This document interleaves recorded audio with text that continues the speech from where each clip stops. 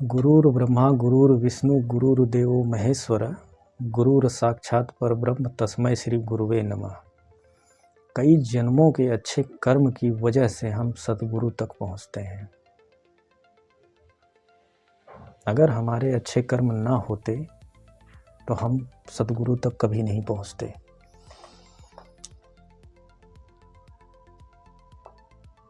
बीच में ही हमारा पतन हो जाता। और बीच में हमारा पतन होता कैसे है? मैंने अभी पीछे एक वीडियो बनाया था, क्या हमें सतगुरु करना ज़रूरी है? हाँ, बिल्कुल ज़रूरी है। गुरु कौन होता है और सतगुरु कौन होता है? जीवन में हमें गुरु मिलते रहते हैं, लेकिन सतगुरु तब मिलता है जो इस भव सागर से पार लगा देता है। गुरु हम जब पैदा होते हैं तभी से मिल जाता है। प्रथम गुरु होती है माता।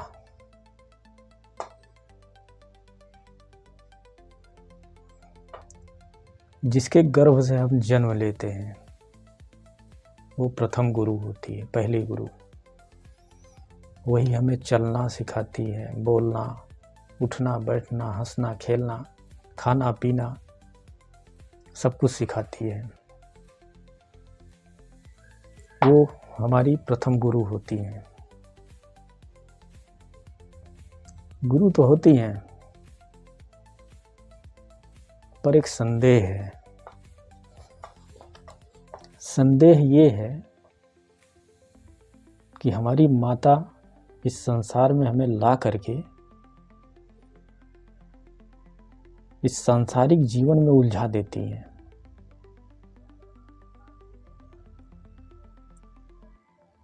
वो सिखाती हैं, बेटा ये तेरे पिता हैं,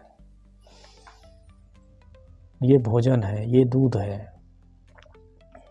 ये चाचा है, ये ताऊ है, सब कुछ सिखा देती है। और हमारा जीवन उन चाचा, ताऊ, पिता, भाई, बहन सब में उलझ कर रह जाता है और पूरे जीवन हम लोग उसी में उलझे रहते हैं।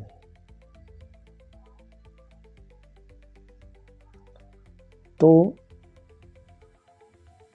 इसको कहते हैं सांसारिकता में उलझना।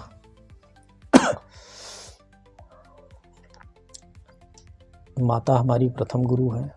उन्होंने जो कुछ भी बताया, जो कुछ भी सिखाया, उसमें जाकर हम उलझ गए।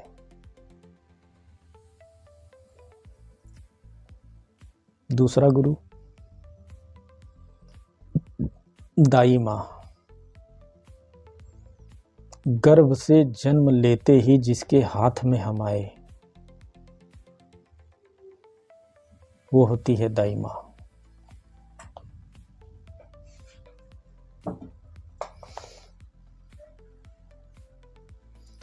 तीसरा गुरु होता है जिसने हमारा नाम रखा। आप गिनते जाइएगा सतगुरु तक कैसे पहुंचते हैं, और ये सारे स्टेप पूरे करने के बाद ही सतगुरु तक पहुंचते हैं। वरना अगर किसी में उलझ गए तो हम सतगुरु तक नहीं पहुंच सकते। सतगुरु अलग होता है, गुरु अलग होता है। तीसरा गुरु जिसने हमारा नाम धराया। जो हमारा नाम धराता है, जब हम बड़े होते हैं तो उस नाम के लिए क्या क्या करते हैं, अच्छे बुरे कर्म सब कर डालते हैं। ये भी सांसारिकता में उलझने का काम है। नाम, पदवी, शोहरत, अभिमान भी होता है। अपने नाम का नाम ऊंचा हो जाए तो अभिमान भी बढ़ जाता है। तो ये तीसरा गुरु जो नाम धराया, उसके लिए भी सांसारिकता में हम उलझ गए। नाम के चक्कर में पड़ गए। मेरा ऊंचा नाम हो, लोग जाने, मेरे नाम की वैल्यू हो, मेरा नाम कोई ख़राब ना करे। इस नाम के चक्कर में उलझ गए हम। ये था तीसरा गुरु। चौथा गुरु, जिसने हमको विद्या पढ़ाई। जैसे स्कूल में हम जाते हैं ना, टीचर हमारे, वो चौथे गुरु हैं। विद्या पढ़ने के बाद, विद्या किस लिए पढ़ता है इंसान? पढ़ाई किस लिए करता है? पैसे कमाने के लिए, नौकरी पाने के लिए, काम करने के लिए। काम क्यों करता है? खाने के लिए। खाता क्यों है? जीने के लिए। जीता क्यों है? परिवार देखने के लिए। परिवार क्यों देखेगा? कमाएगा तब ना देखेगा, फिर कमाता है। तो विद्या का उपयोग पेट भरने के लिए ही होता है।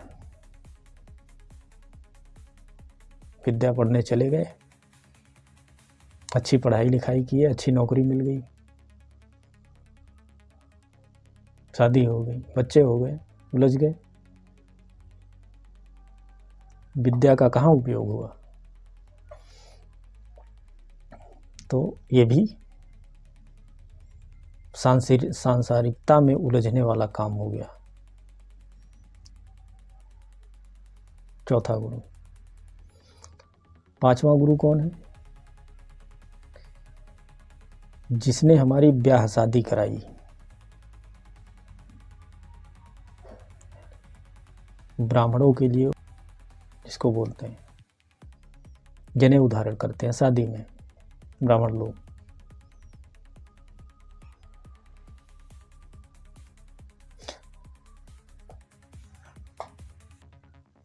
ब्याह शादी करने के बाद इंसान फंस जाता है।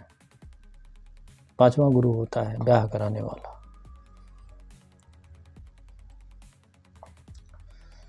शादी हुई, बच्चे हुए, पालना पोसना शुरू, कमा के खिलाना शुरू। पांचवें गुरु ने जो ब्याह कराया था वो भी संसार में उलझने वाला काम हो गया। ये था पांचवा गुरु। छठा गुरु, जिसने राम नाम लखाया। होता है कोई मिल जाता है, समझा देता है कि भाई थोड़ा भाव भजन किया करो। वो होता है छठवां गुरु। और उसी छठवें गुरु से प्रेरणा ले करके हम आगे बढ़ते हैं। तब हम खोज करते हैं एक अच्छे गुरु की। तब हमें मिलता है सतगुरु। अगर ये 6 स्टेप हम नहीं पूरे करेंगे तो सतगुरु तक नहीं पहुंचेंगे। जैसे होता है ना, पहली क्लास पढ़ी, दूसरी पढ़ी, तीसरी पढ़ी, चौथी पढ़ी, पढ़ते पढ़ते 10वीं में गए, इंटर किए, बीए किए, पीएचडी किए। अगर आप पहले इन पढ़ाइयों को नहीं पढ़ेंगे तो आगे जा कर के कैसे करेंगे?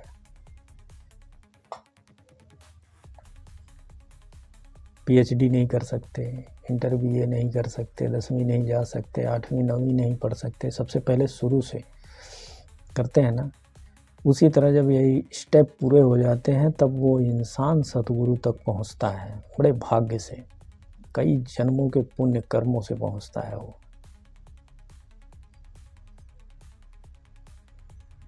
गुरु तो सभी कर लेते हैं, गुरु तो किसी को भी कर लिया जाए, कोई दिक्कत नहीं है। लेकिन सतगुरु तक बिरला ही पहुंचता है।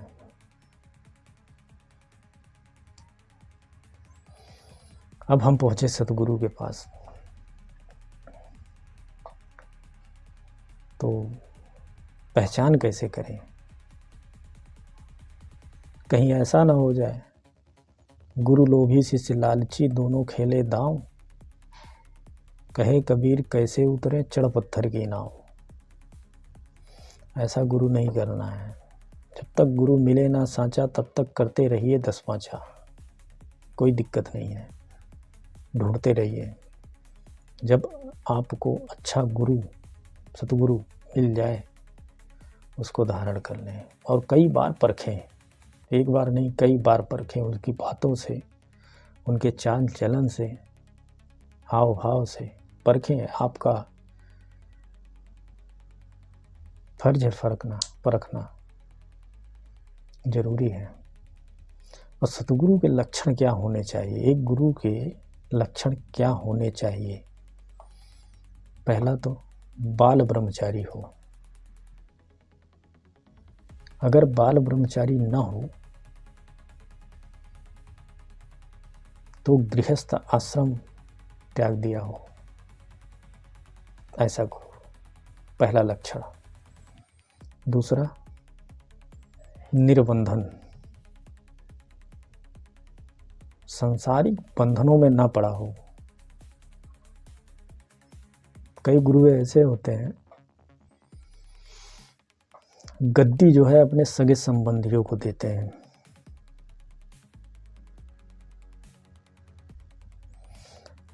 ऐसा गुरु ना हो, निर्बंधन हो। तीसरा गुरु, सारग्रही, जो अपनी जीविका अपने ही चलाता हो, अपनी कमाई खाता हो। ये नहीं कि चेले आए चढ़ा कर गए और उसी से खा रहे हैं, ऐसा गुरु नहीं। चेले से मांग लिए, या चेला आया आपके दर्शन करने तो इतने नहीं इतने रखो, तब हम खुश होंगे, वरना नाराज हो जाएंगे। ऐसा भी गुरु नहीं होना चाहिए।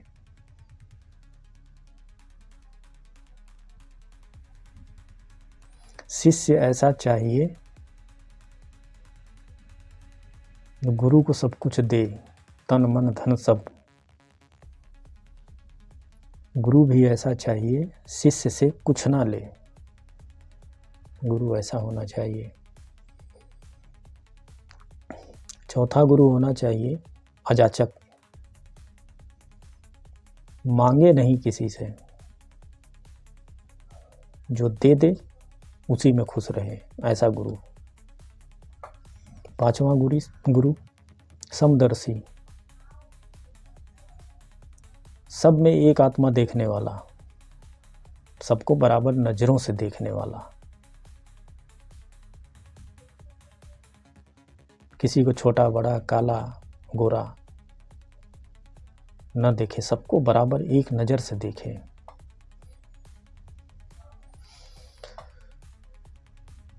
छठवां गुरु सर्वज्ञ, सब शास्त्रों का ज्ञाता, सब शास्त्रों का ज्ञान रखने वाला। कहीं ऐसा ना हो कि हम पूछने जाएं कुछ और, वो बताए कुछ और, ऐसा भी गुरु नहीं होना चाहिए।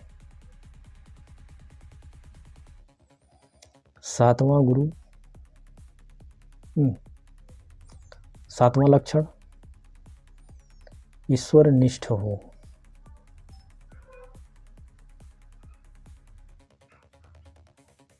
सारी कंडीशन को फॉलो करता हो।